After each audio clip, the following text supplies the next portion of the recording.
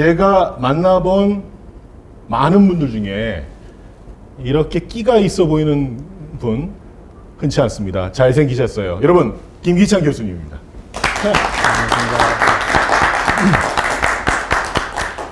반갑습니다. 교수님. 반갑습니다. 안녕하세요. 네. 네. 네. 제가 네. 알고 있는 상이 두 개가 있거든요. 네. 일단 노벨상. 아, 네. 두 번째 상이 코틀러 어워드거든요. 아, 전 예. 상을 딱 두 개밖에 몰라요. 네. 근데 교수님께서 네. 그 세계적인 권위를 자랑하는 네. 마케터들이면 정말 받고 싶어하는 네. 이 코틀러 어워드에서 아너러블 마케터로 선정되셨다는 소식을 네. 들었습니다. 네. 진심으로 축하드립니다. 우리 박수 한번. 감사합니다. 네. 저는 이렇게 생각하거든요. 이거는 김기찬 교수님의 리더십과 전문성이 국제적으로 인정받은 것이다. 동의하십니까? 네, 감사합니다. 네. 네, 좋습니다. 네. 소감 여쭙고 싶습니다. 네. 저는 이제 이런 생각을 했어요. 네. 제가 이 코틀러 상을 받으면서 우리 1960년대에 세계에서 가장 잘 못 살던 나라, 가장 가난했던 나라가 지금 이만큼 이렇게 대한민국이 잘 살게 만들어준 은인이 있는 것 같아요. 그 은인이 누굴까요? 저한테 물으시는 건가요? 네. 원인이 누구냐면 은인, 그 우리를 도와준, 살려준 은인. 예. 예. 쉽게 대답하면 일단 뭐 미국? 네. 저는 그런 늘 생각을 했었어요. 정말 1970년대 우리나라 제품을 사준 전 세계의 고객이 네. 정말 대한민국을 살려준 은인이다 이런 생각을 했었어요. 대한민국의 제품을 사준 모든 전 세계의 그 사람들이 우리의 은인이다. 네. 예. 그래서 그게 우리는 이제 고객이다 이렇게 부르는 고객. 거죠. 네. 예. 그래서 지금 대한민국이 어렵다면 그 고객을 잊고 있는 것이다 이런 생각을 했었어요. 그걸 가르쳐 주신 분이 필립 코틀러 교수예요. 네, 저는 필립 코틀러 교수의 책을 가지고 공부해서 지금까지 제 마케팅과 기업가 정신을 하고 있었는데 우리 필립 코틀러 교수의 마케팅 6.0에서 제가 하고 있는 사람 중심 기업가 정신이라는 것을 출판에 사용해 주셨어요. 네. 교수님의 그 얘기를 네. 필립 코틀러 저자가 사용해줬다. 그렇죠. 흔치 않은 일이잖아요. 그렇죠. 이 필립 코틀러 교수가 늘 이야기하는 게 더 좋은 세상을 만드는 마케팅 이런 말을 했었어요. 더 좋은 세상을 만드는 마케팅. 예. 그걸 BMBW라 그럽니다. 베러 마케팅. 마케팅은 좋은 마케팅이 돼야 된다는 거죠. 좋은 마케팅은 나쁜 마케팅이 있는데 베러 월드. 더 좋은 세상을 만들어주는 마케팅은 좋은 마케팅이고 돈 벌려고 하는 마케팅은 나쁜 마케팅이다 이런 이야기죠. 근데 대부분 우리가 마케팅을 하면 소비자 입장에서는 네. 또 속았구나, 또 그렇죠. 샀네 이렇게 그렇죠. 네, 생각하는데 그런 마케팅이 아니라 세상을 더 좋게 하는 마케팅. 그렇죠. 그래서 저는 필립 코틀러 교수가 마케터는 철학이 돼야 돼, 철학자가 돼야 된다. 철학자. 그 철학의 핵심은 끊임없이 고객을 생각하는 철학자가 되라. 그래서 더 좋은 세상이 되도록 하라. 그런 메시지를 가르쳐 주시던 분인데 그분한테서 이런 상을 받았으니까 영광스럽기도 하고 저한테는 그런 숙제가 생긴 거죠. 그래서 제가 이 상을 받고 우리 광화문에 가보시면 세종대왕이 있잖아요. 네네.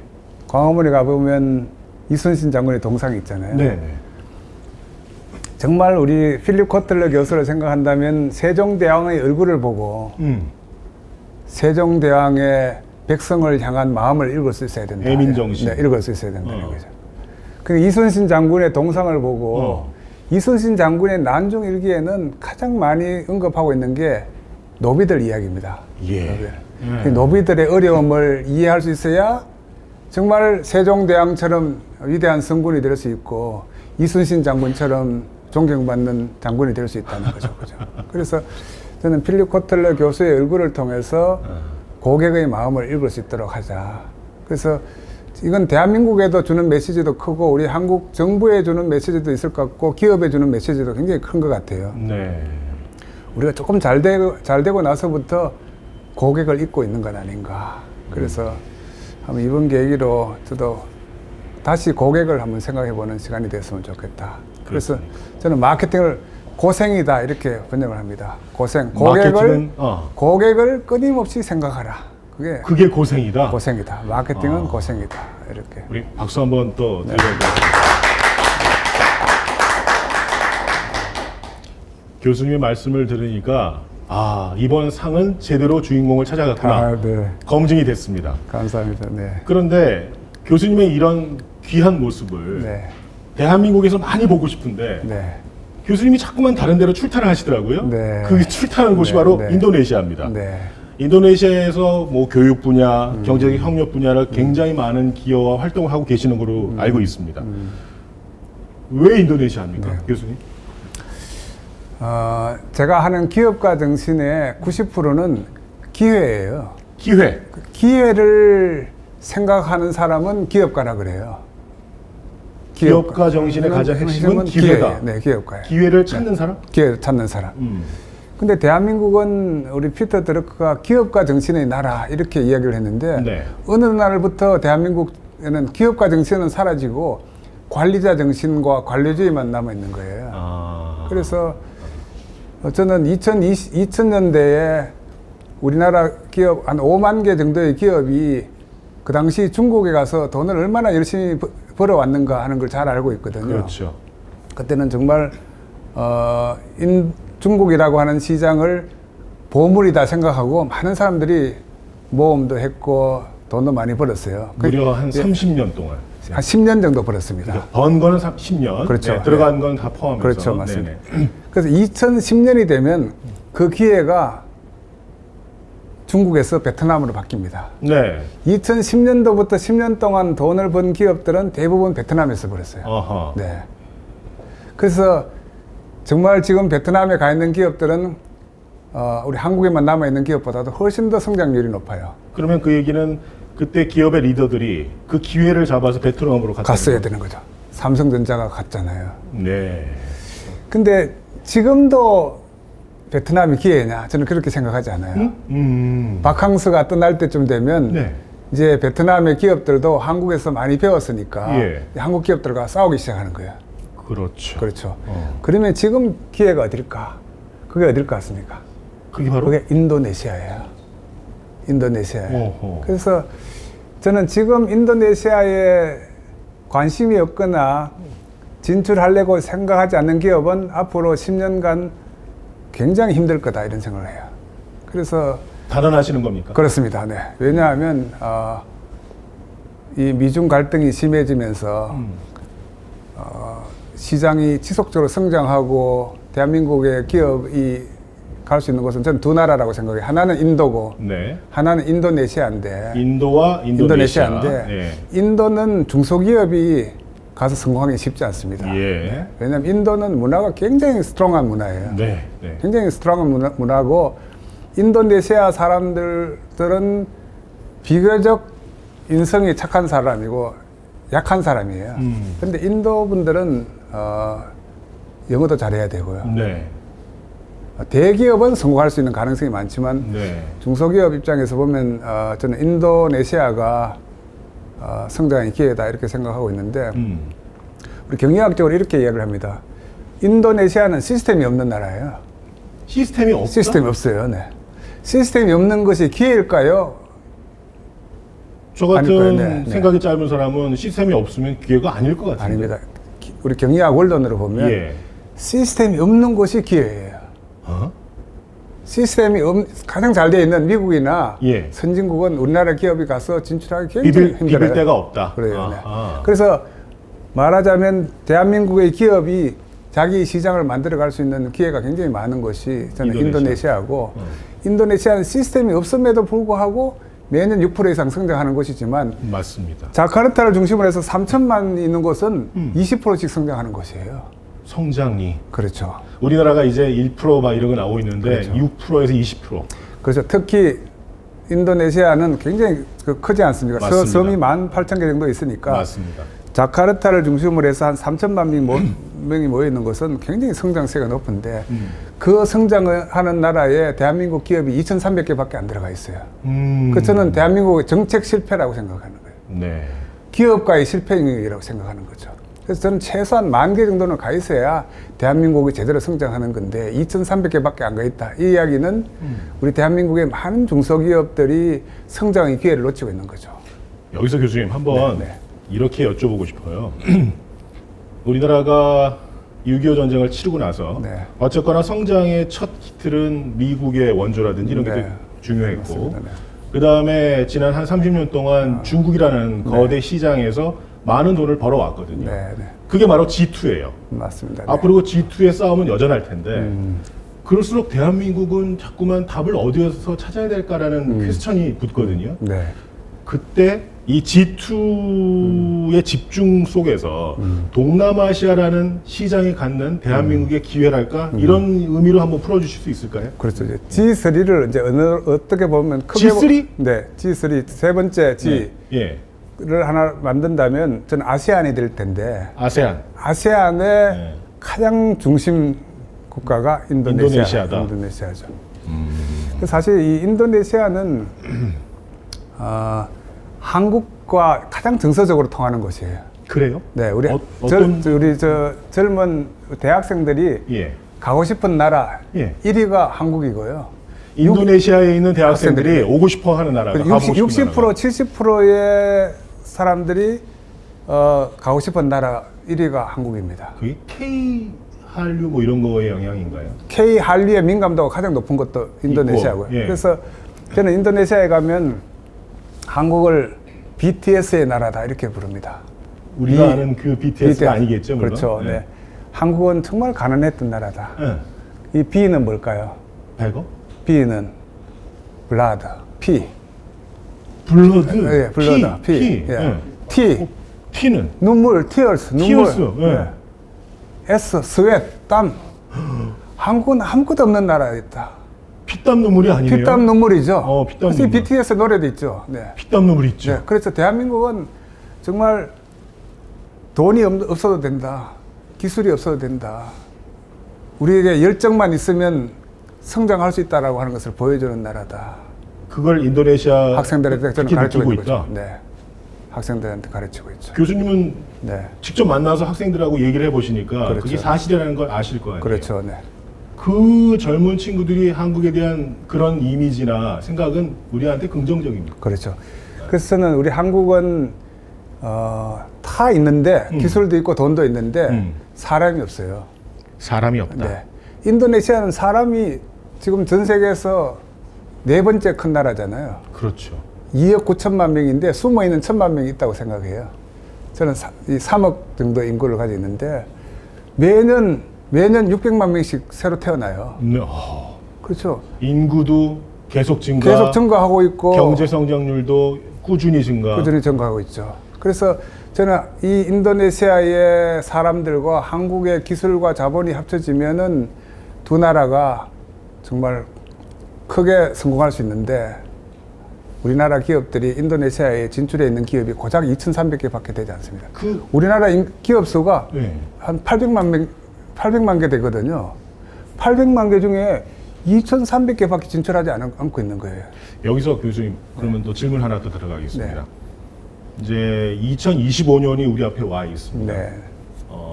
많은 전문가들이 2025년 대한민국의 경제 상황은 좋을 게 별로 없다라고 얘기하고 있는데 네. 이렇게 어려운 상황 속에서 네. 교수님께서 지금 말씀하신 걸 정리해 보면 인도네시아는 우리 대한민국에게 또는 대한민국의 기업에게 기회의 땅이거든요. 네. 그런데 생각보다 많이 들어가 있지 않다. 맞습니다. 네. 네. 그러면 K 한류, K 푸드, 네. K 헤어 난리인데 네. K 기업가 정신을 인도네시아에서 펼친다면 네. 어떤 협력과 가치를 중요하게 생각하고 네. 우리 대한민국 기업인들이 생각을 해야 될지 그 방향을 좀 제시해 네. 주십시오. 그래서 이제 그 질문에 이제 두 가지로 답을 할 수 있을 것 같아요. 네. 과거에 그것을 실천해서 성공했던 사례도 한번 말씀드리고요. 예. 그걸 먼저 말씀을 드린다면 우리 CJ가 사실 삼성 쪽에서 CJ가 인도네시아에 제일 먼저 진출했을 때 그때 한 20년, 25년 전쯤 됐죠. 첫 번째 진출했던 기업이 CJ입니까? 네. 대기업이 대기업 최근에 중에서는, 네네. 진출했을 때 네네. 그때 삼성그룹 내에서 음. 최악의 평가를 받았어요. 잘못 진출했다.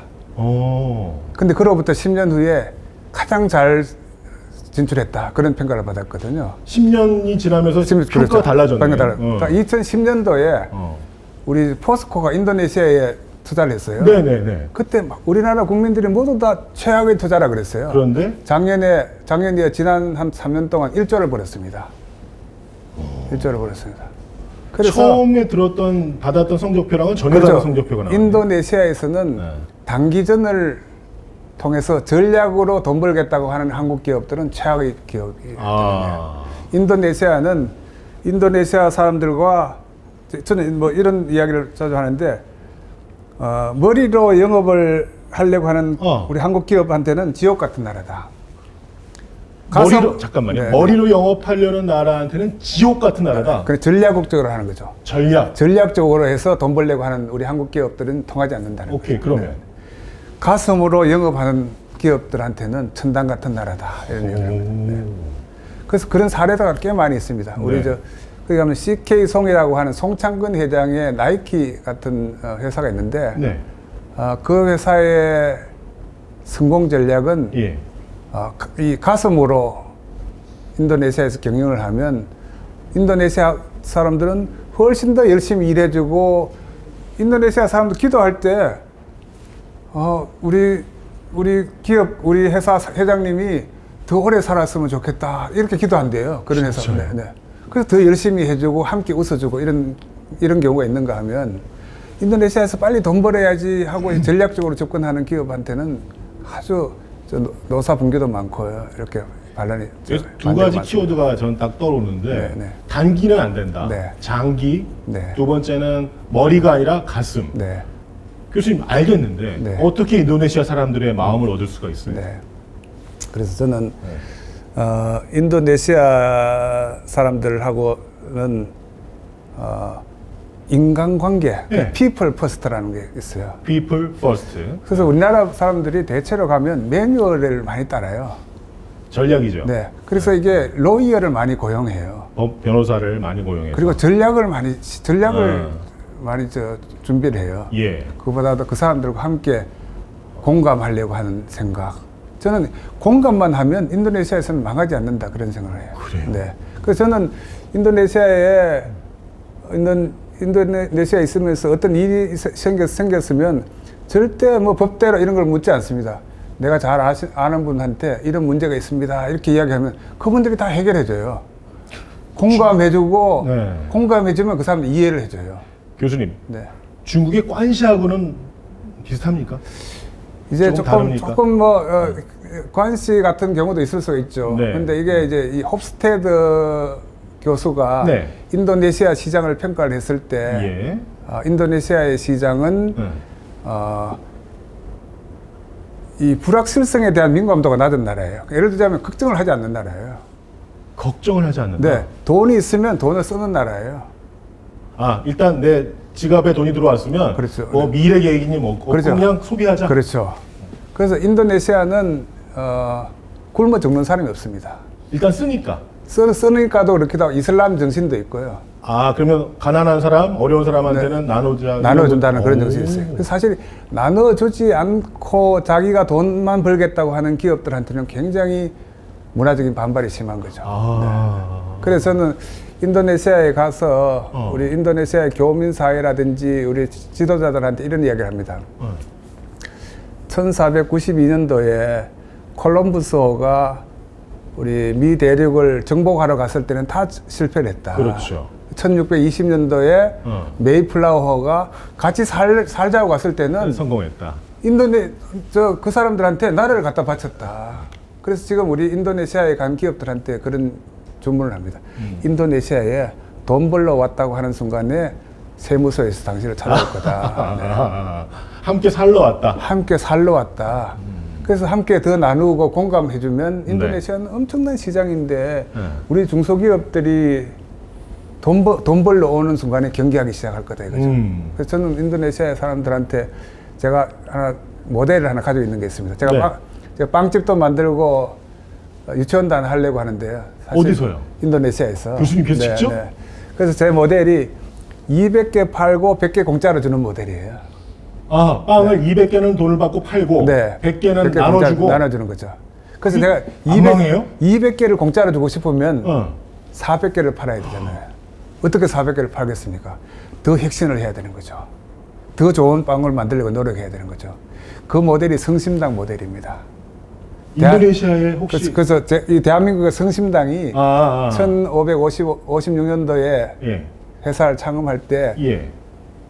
저 대전역에 누워있는 거린들한테 상위 군인들한테 어떻게 하면 사람들 빵을 베껴줄 수 있을까? 이게 정신이에요. 파타고니아 같은 거예요. 아하. 그래서 이 사람을 생각하는 기업들은 훨씬 더 혁신을 많이 해요. 예. 그래서 성심당이 그렇거든요.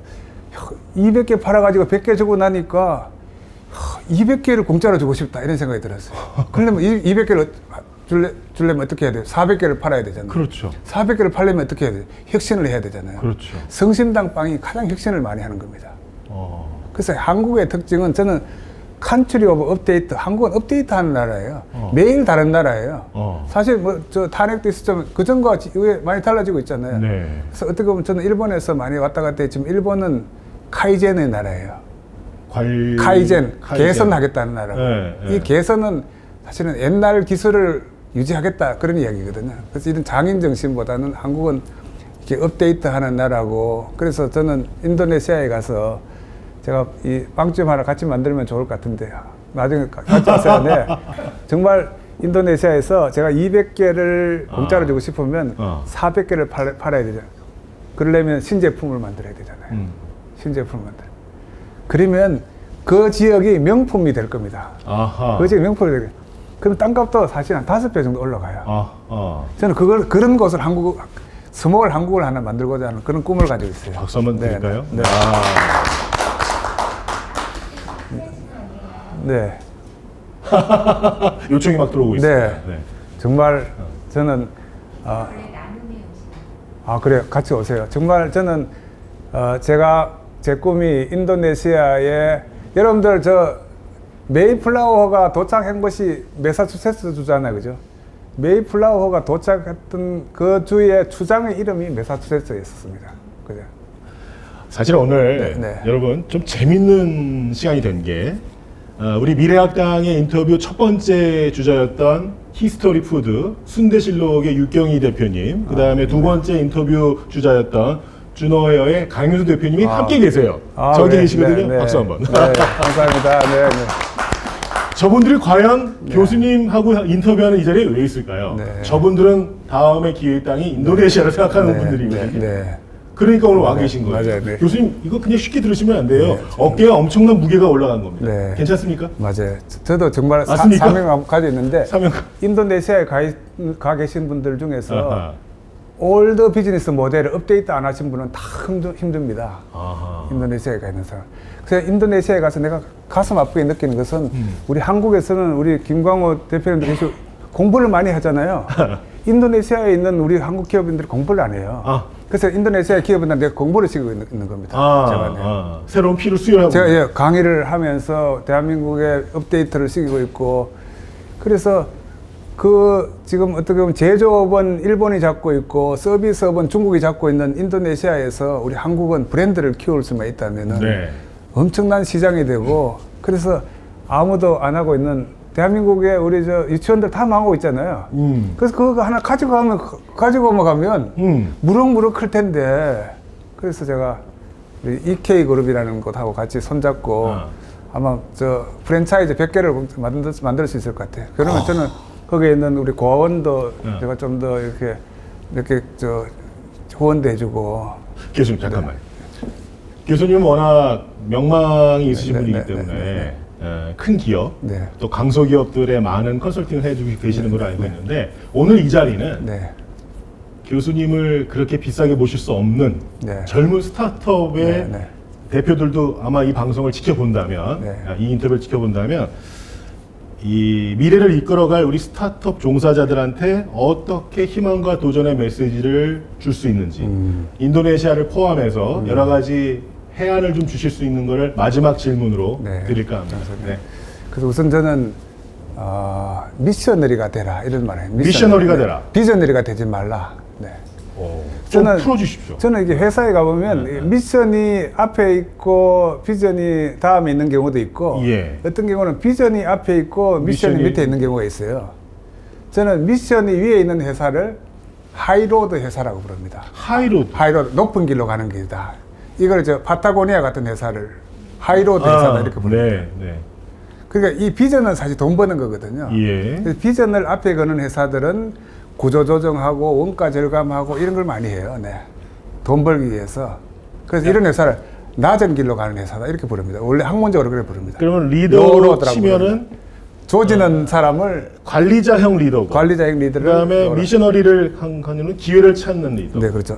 미션을 생각하는 리더죠. 머리와 가슴? 그렇죠. 머리와 가슴이라고 네, 할 수 있어요. 네. 그래서 저는 우리 젊은 청년들이 인도네시아 진출할 때는 가슴을 가지고 가라. 가슴을 가지고 가라. 가슴을 가져가면 함께 해줄 인도네시아 사람들이 굉장히 많이 있을 거다. 네. 그걸 형제라고 이야기한다. 네. 그래서 인도네시아는 모든 시험 문제에 싸우다라라는 말이 나와요. 싸우다? 싸우다라, 형제라는 뜻이에요. 그 인도네시아 말로 형제라는 거예요. 네. 그래서 인도네시아는 모두를 형제로 만들 수 있다면 돈은 저절로 벌 수 있는 것이다.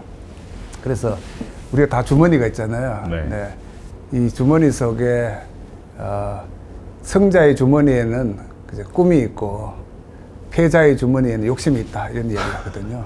인도네시아에는 욕심을 가지고 가면 엄청난 갈등의 사회예요. 꿈을 가지고 가면 함께 해줄 사람들이 굉장히 많다. 그래서 저는 인도네시아 가면 늘 애들 웃어요. 가장 잘 웃는 나라예요. 스마일링 컨트리. 대한민국은 파이팅 컨트리잖아요. 그래서 파이팅 컨트리와 스마일링 컨트리가 힘을 합쳐가지고 정말 이 어려운 이 시대에 꿈이 될 수 있고 희망이 될 수 있으면 좋겠다 이런 생각이 들고요. 네. 저는 우리 특히 마지막 청년들한테 하나 하고 싶은 이야기, 우리 청년들이 대한민국 청년들은 해외 가면 엄청난 경쟁력을 가지고 있는 친구들이에요. 그렇습니다. 한국에 남아 있으니까 너무 힘든 거예요. 맞습니다. 근데 우리 한국에 남아 있는 청년들이 딱 한 가지 부족한 게 있어요. 영어가 부족해요. 영어를 배우고 싶으면 절대 미국에 가지 말고 호주에 가지 말고 영국에 가지 말고 인도네시아에 가라. 인도네시아에 가면 영어 할 수 있는 기회가 너무 많다.